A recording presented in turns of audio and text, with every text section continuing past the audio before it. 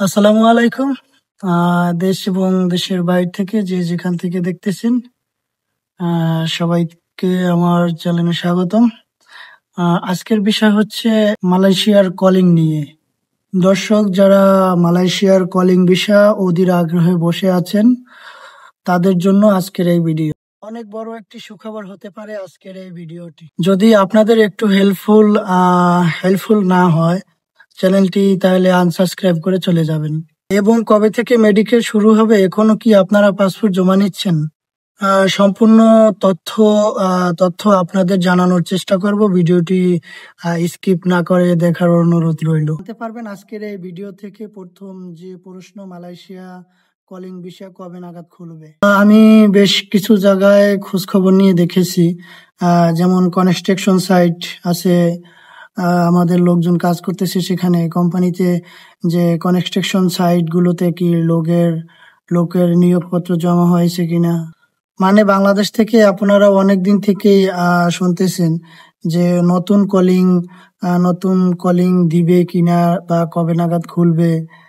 এটা নিয়ে আপনারা একটা দ্বিধাদ্বন্দ্বের ভিতরে আছেন। অন্য দেশ বলেন, যেমন নেপাল, ইন্ডিয়া, ভিয়েতনাম, অন্য দেশগুলোতে অলরেডি তারা লোক নিয়ে নিছে। তারা অলরেডি লোক প্রেরণ করা শুরু করছে মালয়েশিয়াতে। আর আশা করা যায় যে বাংলাদেশও খুব শীঘ্রই মালয়েশিয়াতে লোক প্রেরণ করবে। বাংলাদেশ যে কোনো সময় ডিক্লারেশন দিতে পারে যে, কেননা আপনাদের এর আগে বলেছিলাম যে জুলাই মাসে সিদ্ধান্ত দেওয়ার এরকমের একটা কথা আছে। হয়তো শীঘ্রই বাংলাদেশ ডিক্লেয়ার দিবে যে কলিং খুলে গেছে। যে কোনো সময় সিদ্ধান্ত আসতে পারে, এরকমের একটা কথা আছে। তো হয়তো আপনারা জানেন যে যে কোনো সময় কলিং খুলে দিতে পারে বাংলাদেশের। কারণ আমি আমার নিজ থেকে কোনো একটা কথা বলতেছি না, যতক্ষণ পর্যন্ত না সঠিক একটা খবর না পাই।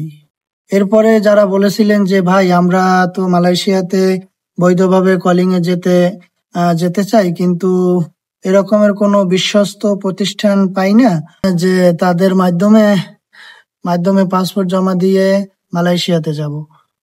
তো দর্শক, আপনাদেরকে এটুকু হেল্প করতে পারি যে মালয়েশিয়াতে যে কোনো কোম্পানিগুলোতে সবসময় যাদের কাজ থাকে,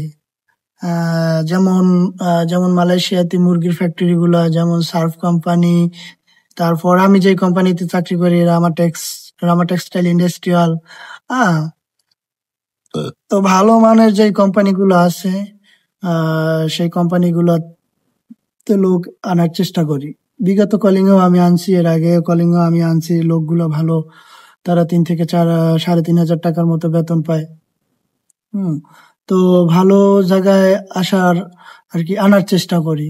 আপনারা অনেকেই জানেন যে 2023 সালের যে কলিংটা ছিল, ওই কলিং এ কিন্তু অনেক লোক আইসা হয়রানি হয়েছে, কাজও পায় নাই, তারা আবার রিটার্ন বাংলাদেশ চলে গেছে। হ্যাঁ, এরকমেরও কিন্তু হয়েছে। সবকিছুই ঠিক আছে, যদি আপনি বাংলাদেশ থেকে মালয়েশিয়াতে আসেন, যদি কাজই না পান, তাহলে এই দেশে আইসা বা কি লাভ। তো আপনারা সঠিক একটা কোম্পানির সাথে যোগাযোগ করবেন। ভালো একটা এজেন্ট ধরে তারপর আসার চেষ্টা করবেন।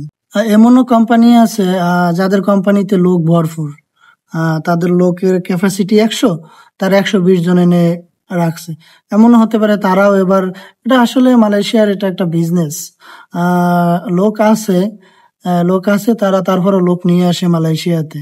এটা মালয়েশিয়ার একটা বিজনেস। আবার এমনও কোম্পানি আছে, কিছু কিছু কোম্পানি তাদেরকে এনে 3 বছর 4 বছর খাটিয়ে আবার বাংলাদেশ পাঠিয়ে দেয় আর কি, তাদের মন মর্জি মতো। তো আমি বলবো যে মালয়েশিয়াতে কিছু কিছু কোম্পানি আছে অনেকই ভালো, যেমন সার্ফ কোম্পানি, রামা টেক্সটাইল ইন্ডাস্ট্রিয়াল, তারপর প্যানাসোনি, তারপর আরো অনেক কোম্পানি আছে মালয়েশিয়ার ভিতরে। নামি দামি কোম্পানিগুলো আছে, তাদের বেসিক বেতন 1700 রিঙ্গিত। বেসিক বেতন মালয়েশিয়াতে সবারই সমান। যারা একবারে ভালো ভালো কোম্পানিগুলো বা নিম্ন থেকে শুরু করে একবার উপরস্থ কর্মকর্তা, সবারই বেতন 1700 রিঙ্গিত মালয়েশিয়াতে। আর কেনই বা তারা দেশে পাঠিয়ে দেয় 3 থেকে 4 বছর পর? কারণ যে কোম্পানিগুলো আনে, মালয়েশিয়ার তো লাভই, যেই কোম্পানিগুলো আনে তাদেরও লাভ আছে। এই কারণে তারা পুরান লোকগুলা ছাঁটাই করে নতুন লোকগুলা আবার ঢুকানোর চেষ্টা করে। তো দর্শক, যারা আসতে চান, হয়তো কমেন্টে সব কথার উত্তর দেওয়া যায় না। আমি আপনাদের আমার যে নাম্বারটা দেওয়া থাকবে ওই নাম্বারটাতে আপনারা যোগাযোগ করবেন। চাইলে আপনারা যোগাযোগ করতে পারেন যে কোনো বিষয়ে। আর যে কোনো সময় আমি যত দ্রুত পারি আপনাদের চেষ্টা করব হেল্প করার জন্য। তো দর্শক, এবারের যে প্রশ্নটা, যে ভাই আমরা কি এখন পাসপোর্ট জমা দিব কিনা, যে ভাই আমরা এখন পাসপোর্ট জমা দেব কিনা। তো দর্শক, আপনারা এখন চাইলে পাসপোর্ট জমা দিতে পারেন।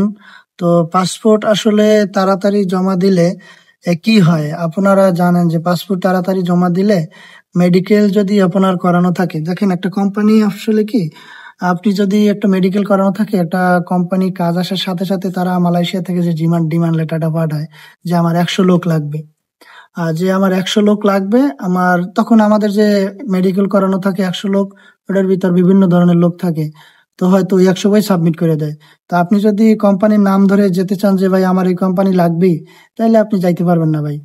কারণ আপনার মেডিকেল করা না থাকলে আপনি যাইতে পারবেন না। আপনার এই মালয়েশিয়ার থেকে একটা ডিমান্ড লেটার আসে, আমার এই কোম্পানিতে 100 লোক লাগবে। তো 100 লোক, যেই লোকগুলো মেডিকেল করানো থাকে ওগুলো সাবমিট করে দেওয়া হয়। তো চাইলে আপনার ভালো এজেন্সি বা আপনার যদি ভালো লোক থাকে, আপনারা তাদের কাছে জমা দিতে পারেন এবং আপনারা তাদের কাছে জিজ্ঞাসা করে দেখতে পারেন যে যারা ভালো কাজ দিবে। আমি যে বলতেছি যে আমার ভিডিও দেখে যে আপনারা আমার কাছে বই জমা দিবেন, এমন তো কোনো কথা না। যে আমি বলতেছি যে আমার কথা আপনাদের বিশ্বাস করতে হবে, এমন তো কোনো কথা না। যে তারা মালয়েশিয়াতে লোক পাঠিয়েছে কিনা ভালোভাবে খোঁজ খবর নিয়ে এরপরে মূলত পাসপোর্টটা দিবেন তাদের কাছে জমা। কারণ আমরা যারা মালয়েশিয়াতে আসতে চাই, আমাদের সবারই কষ্টার্জিত টাকা, আর সবারই তো নিজস্ব টাকা থাকে না। যেমন কেউ সমিতি থেকে লোন করে টাকা নিয়ে আসে, আবার কেউ সুদে টাকা নিয়ে আসে। হ্যাঁ, তো সবাই একটু চোখ কান খোলা রাখে এজেন্সির কাছে বই জমা দিবেন, যাতে আপনার কষ্টার্জিত টাকাগুলো যেন নষ্ট না হয়ে যায়। তো আমি আপনাদের বলবো যে অনেক নিয়ে আপনারা বইটা জমা দিবেন। তো এটা আপনাদের জন্য মঙ্গলদায়ক হবে। যারা মালয়েশিয়াতে আসতে চান, মূল মালয়েশিয়াতে, কলিং ভিসা খুব শীঘ্রই খুলে দিবে।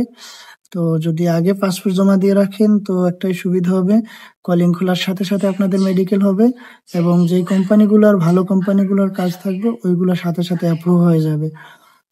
তো আপনারা চাইলে মূল মালয়েশিয়াতে পাসপোর্ট জমা দিতে পারেন এখন। কিছুদিনের ভিতরেই আপনার কলিং খুলে যাবে। আর সাবা সারোয়ার, আরেকটা হচ্ছে সাবা সারোয়ারকেও লোক নিচ্ছে এখন বর্তমানে। সাবা সারোয়ারকের কলিং খোলা।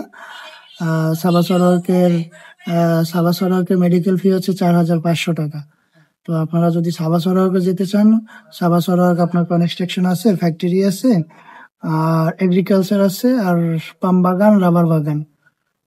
পাম বাগান, রাবার বাগান, এটা দুইটাই সেম।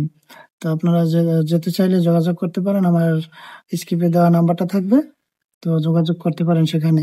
আর চ্যানেলটি সাবস্ক্রাইব করে রাখবেন, যাতে পরবর্তীতে নতুন কোনো আপডেট আসলে যাতে সাথে সাথে আপনারা দেখতে পান। তার জন্য চ্যানেলটি সাবস্ক্রাইব করে রাখবেন, যাতে সাথে সাথে আপনারা ভিডিওগুলো দেখতে পান। তো আজকের মতো এখানেই রাখলাম। ভালো থাকবেন, সুস্থ থাকবেন। আল্লাহ হাফিজ।